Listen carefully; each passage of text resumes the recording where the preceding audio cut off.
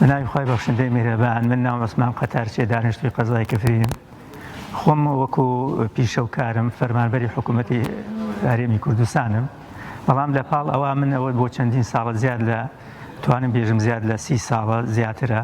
من لە بوارەکەی غیری بوارەکەی خۆما خزمەتم کردێت چی لە بواری خێرخوازیە بێ وەچی لە بواری پەروەردەییا بێ یعنی خەڵکانێکی زۆر الحەمدولیلا لە سەردەستی ئێمە پەروەردەمان کردێ بە پەروەردەیەکی ئیسلامی ڕەسەن و دەستی خێر و دەستی سوودمەندیمان گەیانێتە زۆرێک لە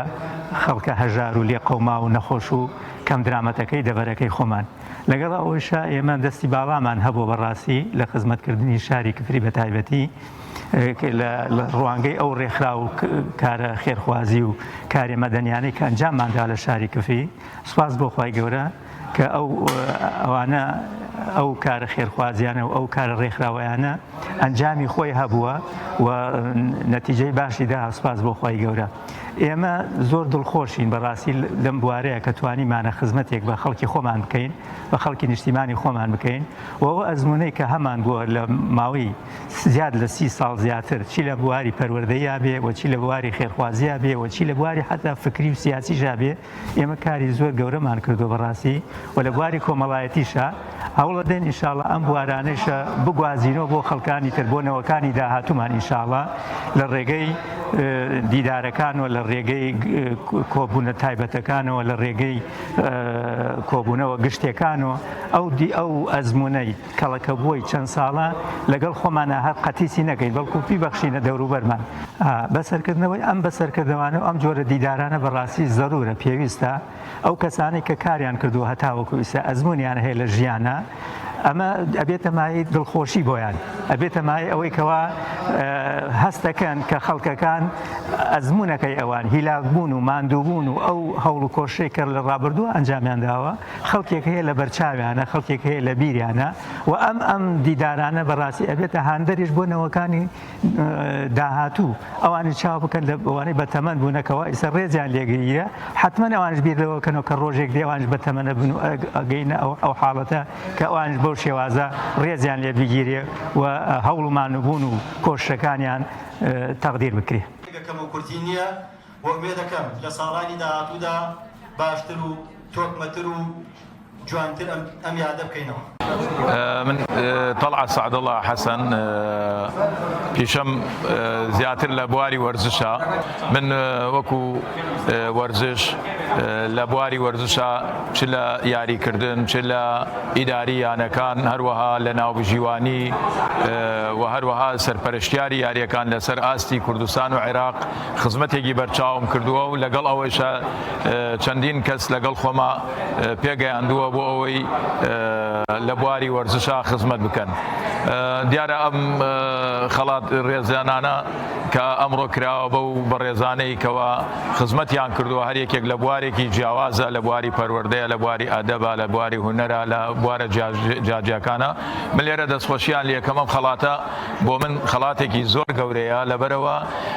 کەسانێک خەڵاتی ئێمەیان کردووە لەگەڵ لە بوارەکەی ئێمە نەبوونە لە وەرزشان نەبوونە کەسانی ڕووناگیر و ئەدیب و هونەرمەند و ئەوانە بوونە بۆیە ئەمە هاندەرێکە بێت باقی تەمەنمان بتوانین زیاتر و بە زیاتر خزمەت بکەین ئەو تەجروبەیە و ئەو خبرەیە هەمانە بۆ گەنجەکان لەگەڵ خۆمانە پێیان بگەێنین بۆی ئەوانیش بۆ دوا ڕۆژی ئەم وڵاتە و گەرمیان کەسانی ئەستێرە و پرشنگدار بن.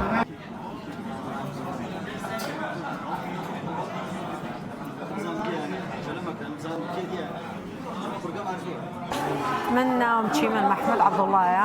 مامۆستام لە ساڵی 1970 وەکو مامۆستا دامەزرام لە یەکێ لە گوندەکانی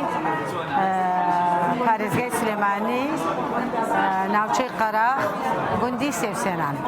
بۆ ماوەی 5 ساڵ لەوێ خزمەتم کرد دوایی گوێزرامەوە بە بۆنەی ئەوەی کە دێکە کیمیاباران کرا و داخرا مەکتەبەکەی گوێزرامەوە بۆ سوورە قەڵات لە سوورە قەڵاتەوە ماوەیەکی کە گوێزرامەوە بۆ شاری سلێمانی ماوەی 5 ساڵ لە شاری سلێمانی لە 1993 تا ئێستا من خزمەت بە گەرمیان و مناڵانی گەرمیانەکەم وەکو مامۆستا وەکو بەڕێوەبەر وەکو سەرپەرشتیار هەتا کە کۆتایی ساڵەکانی تەمەنم 45 ساڵ خزمەتی نەوەکانی کوردستانم کردووە نەوەکانی کوردستانم پێگەیانوە هەتا ئەم کاتە کە خانەنشین بووم ئەم خەڵاتەش کە پێم دراوە لە پای ئەو خزمەت و تێکۆشانە بووە کە لە بواری پەروەردە پێشکەش بە ڕۆڵەکانی خۆمانم کردو ڕۆڵەی نیشتمانەکەم ئەم خەڵاتانە گرنگن چونکە ئێمە وا هەست دەکەین کە ئەو خزمەتەی کردومانە جێدەستمان دیار بووە خەڵکی پێی ئەزانەیە لایەنەکان ڕێکخراوەکان هەر